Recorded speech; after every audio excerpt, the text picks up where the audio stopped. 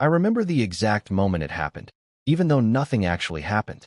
No argument, no raised voices, just a quiet realization that settled in my chest and didn't leave. It's strange how memory works. I can't always remember dates or timelines, but I remember how things felt. And this felt like standing in a room where everyone else had already left, but no one bothered to tell you. Her name was Emily. We had been together for almost 4 years. Long enough that people stopped asking how we met and started asking when we'd take the next step. Long enough that our lives had grown around each other without us really noticing. Long enough that I thought being important was a given, not something you had to earn over and over again. We didn't start dramatically. We started quietly, which should have been my first clue that we would end the same way. We met through work. Different departments, same building. We passed each other in hallways for months before we ever spoke. She smiled at me once while waiting for the elevator. I smiled back. That was it. No sparks. Just recognition. Later, we ended up at the same after-work gathering. Nothing fancy. Just a group of people drinking cheap wine and complaining about deadlines. She sat next to me, and at some point, without really thinking about it, we started talking. About nothing important. About the city. About how strange it was to feel busy all the time and still feel like you weren't really doing anything. I liked the way she listened. Not in an intense way. Just present. Like she wasn't waiting for her turn to talk. When I asked her out, she didn't hesitate. She didn't play games. She just said yes and suggested a place. That ease became the foundation of everything. Our early relationship felt balanced. We both showed up. We both tried. If one of us had a bad day, the other noticed. If one of us pulled away, the other leaned in. It felt mutual in a way that made me stop being afraid of losing her. We moved in together after 2 years. Not because of pressure, just because it made sense. We were already spending most nights together, already sharing groceries, already planning weekends as a unit. The move felt like a formality. Our apartment wasn't special. Thin walls, old appliances, windows that stuck in the summer. But it felt like ours. We argued about where to put furniture. We joked about how bad we were at assembling things. We learned each other's habits in ways that only living together can teach you. She drank coffee too fast and complained about stomach aches. I left my shoes in the middle of the floor without realizing it. She organized everything. I forgot where she put things. We learned to laugh about it. For a long time, I felt chosen. Not in a dramatic way. Not like she was declaring it every day. But in the small ways that matter more. She told me things first. She checked in. She made space for me even when she was busy. When something went wrong, she looked for me. I didn't question my place in her life. That's why I didn't notice when it started to change. At first, it was subtle. The kind of subtle that's easy to ignore when you're comfortable. She started spending more time on her phone. Not hiding it, just more absorbed. I'd talk, and she'd nod, but her eyes wouldn't leave the screen. I told myself it was normal. Everyone does that now. She started coming home later. Not every night. Just often enough that dinners together became inconsistent. When I asked how her day was, her answers got shorter. Busy. Tiring. Same as always. I didn't push. I didn't want to be the kind of partner who interrogated someone just because life got stressful. We stopped having long conversations at night. The kind where you lie in bed and talk until you're half asleep. Now, one of us would fall asleep while the other scrolled. Or we'd both fall asleep without really saying anything. It didn't feel like distance at first. It felt like routine. Then routines started breaking. We used to grocery shop together on Sundays. Somewhere along the way, we stopped. One of us would go alone. Or we'd order delivery and call it a day. We used to plan weekends, even if the plan was just doing nothing together. Now, weekends were a loose collection of individual activities that occasionally overlapped. If I asked what she was doing, she'd say, "Not sure yet." And I'd say, "Okay." I stopped being part of the default plan. That realization didn't come all at once. It came in pieces, small enough that each one felt insignificant on its own. She stopped asking my opinion on things. Not big things, just everyday stuff. What she should wear, what she should say in a message, whether something sounded right. She used to care what I thought. Now, she decided on her own and informed me afterward. I noticed she laughed more when she was texting other people. Not louder, just more genuinely. The kind of laugh that catches you off guard. I noticed she talked about work friends I'd never met like they were part of a world I didn't have access to. I noticed she stopped venting to me. When something bothered her, she dealt with it elsewhere. I could tell because she'd come home already calm, already processed, already past it. I didn't realize how much being needed mattered to me until I wasn't. We still said, "I love you," but it started to feel like punctuation instead of meaning. Something you say at the end of a sentence without thinking. We still had sex, but it felt different. Less connected, less curious, more like something that fit into the schedule when there was time. Afterward, we'd lie there in silence, facing opposite directions. I want to say something that would bring us closer, but I never knew what to say without sounding dramatic. So I said nothing, and silence filled the space instead. I started feeling like I was always a step behind her, like she was moving forward emotionally while I was trying to catch up without knowing what direction she was going. I asked her once, gently, if everything was okay. She said, "Yeah." "Why?" I didn't have a good answer. "Just checking," I said. She smiled. Not a fake smile, just a small one. And that was the end of it. I didn't know how to explain a feeling that didn't have a clear cause. There was no fight to point to, no betrayal, no moment where she had clearly chosen something else over me. Just a slow shift in weight, like standing on one side of a boat and realizing the balance had changed. The day I realized I wasn't important anymore didn't happen during a serious conversation. It happened on a Tuesday. I remember because Tuesdays were boring. No expectations, no pressure, just another weekday. I came home earlier than usual. I'd finished a project and decided to surprise her by cooking dinner. Nothing fancy, just something warm. Something that said, "I thought of you." I texted her to let her know. "Hey, I'm home early. Making dinner." She didn't respond. I didn't think much of it. She was probably busy. I cooked. I cleaned up. I set the table. I even lit a candle, then felt a little stupid and blew it out, then lit it again. She came home almost an hour later than usual. She walked in, dropped her bag, and said, "Hey." "Hey," I said. "Dinner's almost ready." She nodded and went to the bathroom to wash her hands. When she came out, she glanced at the table. "Oh," she said. "You cooked?" "Yeah," I said.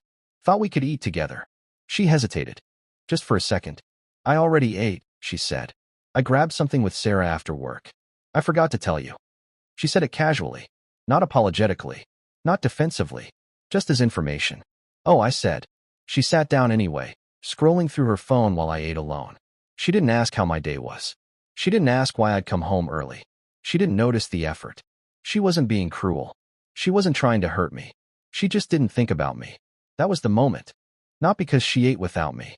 Not because plans changed. That happens. But because it didn't occur to her that I might matter in that moment. That I might be part of the equation. I realized then that I had stopped being someone she checked in with before making decisions. I wasn't a priority. I was an option. And options don't get considered first. We sat there in silence. The candle burned low between us. I stared at my plate, suddenly not hungry anymore. She laughed at something on her phone. I watched her laugh and felt something break quietly inside me. I didn't say anything. What would I have said? That I felt forgotten? That I felt invisible? That I felt like I was living with someone who had already moved on emotionally? I didn't want to beg for importance. I didn't want to argue my way back into her life. So I stayed quiet. After that day, I couldn't unsee it. I noticed how often she made plans without mentioning them until the last minute. How she'd say, "I'm heading out," instead of, "Do you want to come?" How she'd cancel things with me without hesitation, but rearrange everything for other people. I noticed how rarely she asked for my help. How she solved problems on her own or with someone else. I noticed how she talked about her future in ways that didn't include me, not intentionally, but naturally. I'm thinking of taking a trip later this year. I might move departments. I've been considering a change. She never said we. I started to feel like a background character in my own relationship. I didn't confront her. Not directly. I told myself I was being sensitive. That stress was changing her. That this was temporary. I kept showing up. I kept trying. I asked about her day. I listened. I adjusted my schedule to be around more. I did small things to remind her I was there. She appreciated them politely. But appreciation isn't the same as need. There was a night a few weeks later when we were sitting on the couch watching something neither of us was really paying attention to. She got a text and immediately sat up straighter. "Sorry," she said. "I need to respond to this." She turned away, typing quickly. I waited. 5 minutes passed. Then 10. She laughed quietly to herself. I looked at the pause screen and realized she'd forgotten I was there. Not because she didn't care, but because I wasn't urgent. I stood up and went to the kitchen. She didn't notice. I leaned against the counter, staring at nothing, and felt the weight of it settle fully. I wasn't the person she turned toward anymore. I was the person she existed around. There's a difference. The realization didn't make me angry. It made me tired. I started withdrawing too, without meaning to, protecting myself in small ways. I stopped initiating plans. I stopped reminding her of things. I stopped filling the silence. And she didn't notice that either, which confirmed everything. Eventually, we had a conversation.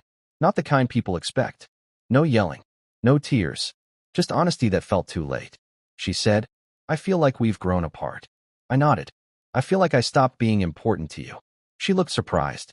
Not defensive, just surprised. "That's not true," she said. But she didn't say why. She didn't say how. She didn't say what she'd do differently. And that told me everything I needed to know. We didn't break up that night. We didn't break up for weeks after. We just existed in that truth. A few months later, she told me she needed space, that she needed to figure things out. I didn't argue. I helped her pack. She hugged me at the door. It was a familiar hug. Comfortable. Empty. After she left, the apartment felt quieter, but also lighter. I sat on the couch and realized I hadn't been alone in a long time. Not really. I had been with someone who didn't see me. Now, I was actually by myself. Sometimes, that feels better. Sometimes, it hurts in ways I can't explain. I still think about that Tuesday. About the dinner. About the candle. About the way she said, "I already ate." Not because it was cruel, but because it was honest. That was the day I realized I wasn't important anymore. Not because she told me, but because she didn't have to. And I've learned that the most painful realizations don't come from what people say. They come from what they stop doing. And once you see that, you can't unsee it. I used to replay moments in my head, trying to find the exact point where everything shifted. Not because I wanted to fix it, but because I wanted to understand how something so important could change without announcing itself. I thought maybe I had missed a conversation, a look, a sentence that should have meant more than it did at the time. But the truth was harder than that. There wasn't a single moment. There were hundreds of small ones I ignored because none of them felt serious enough to react to. I started noticing how often I waited for her. Not physically, emotionally. I'd hold back thoughts until the right moment to share them. I'd save stories from my day. I'd pause decisions because I wanted her input. And then the moment would pass. She wouldn't ask. She wouldn't notice. And eventually, I'd forget what I wanted to say in the first place. That's how it happens. Not with silence all at once, but with silence slowly replacing your voice. I began editing myself without realizing it. I stopped bringing up things that mattered to me because they felt inconvenient, too heavy, too out of place. I told myself I was being considerate, that I was giving her space. But really, I was shrinking. There were evenings when we sat in the same room, both doing different things, and it felt normal. Too normal. We weren't fighting. We weren't unhappy in an obvious way. We were just existing near each other. And I think that was the most confusing part. If she had been cruel, I could have reacted. If she had been angry, I could have defended myself. If she had been distant on purpose, I could have named it. But she was just elsewhere. Mentally. Emotionally. Gradually. Sometimes she would tell me about something that happened during her day, and I'd realize hours later that she hadn't told it to me first. That it had already been processed somewhere else, with someone else. I wasn't part of the initial reaction anymore. I was the recap. And even then, only sometimes. I remember standing in the doorway of the bedroom one night, watching her get ready for bed. She was tired, focused, going through motions she'd done 1,000 times. I wanted to say something meaningful, something honest, but I couldn't find a way to start without sounding like I was accusing her of something she hadn't technically done. So I said nothing, and she didn't notice. That hurt more than if she had noticed and dismissed it. Being unseen is different from being ignored. Ignored implies a choice. Unseen feels like you were never really there to begin with. I started waking up before her in the mornings. Not on purpose. I just couldn't sleep as deeply anymore. I'd lie there, listening to her breathe, and feel strangely disconnected. Like I was sharing a bed with a version of her that no longer existed. She would wake up, check her phone immediately, and roll out of bed. Sometimes she'd kiss me goodbye. Sometimes she wouldn't. I started noticing which days she did. That's when I knew something was wrong. When affection becomes something you track instead of something you trust. I tried to remember when she last asked me how I was doing and really waited for the answer. Not out of politeness, but curiosity. I couldn't remember. There were moments when I considered bringing it up. Not dramatically, just honestly. But every time I imagined the conversation, it felt unnecessary. Like I'd be creating a problem out of thin air. After all, she hadn't done anything wrong. She wasn't cheating. She wasn't lying. She wasn't cruel. She just wasn't choosing me anymore. And that's harder to argue with. The realization settled deeper over time. I noticed that when something good happened to me, my first instinct was no longer to tell her. Not because I didn't want to share it, but because I wasn't sure she'd care in the way I needed her to. That uncertainty changed everything. I started telling friends first, or keeping things to myself.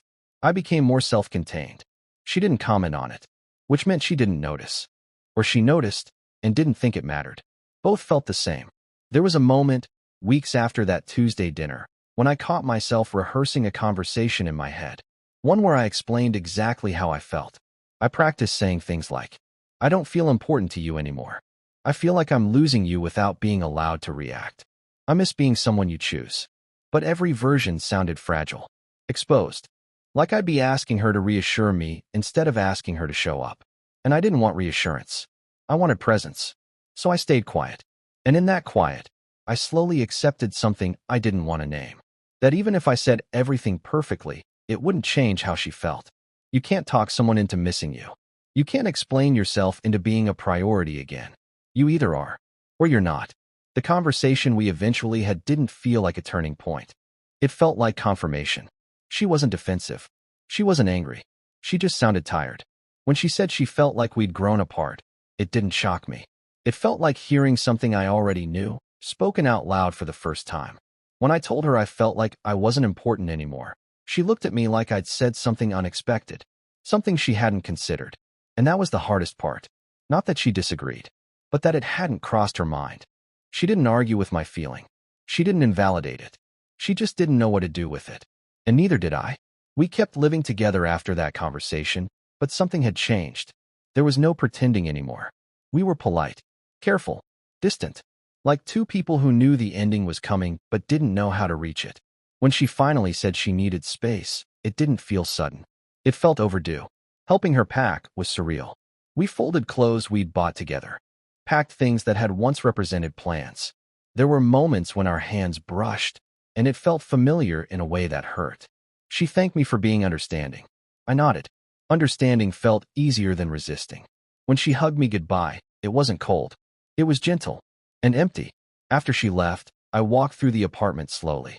I noticed how quiet it was without her movements, without her voice in the background, without the constant awareness of another person's presence. I sat on the couch and felt both loss and relief. Loss, because something important had ended. Relief, because I no longer had to wonder where I stood. That uncertainty had been heavier than the breakup itself. In the weeks after, I caught myself reaching for my phone to tell her things. Small things, unimportant things. And then I remembered. I was no longer that person. And neither was she. Sometimes, late at night, I still think about that Tuesday. Not because it was dramatic, but because it was ordinary. Because that's how most endings actually look. Not explosive, not obvious. Just a quiet moment where you realize you're no longer included. That you're no longer considered. That you've become someone who exists in the background of someone else's life. You already know. That was the day I realized I wasn't important anymore. And even now, long after everything else has faded, that realization stays. Not loudly, just quietly, like it did the first time.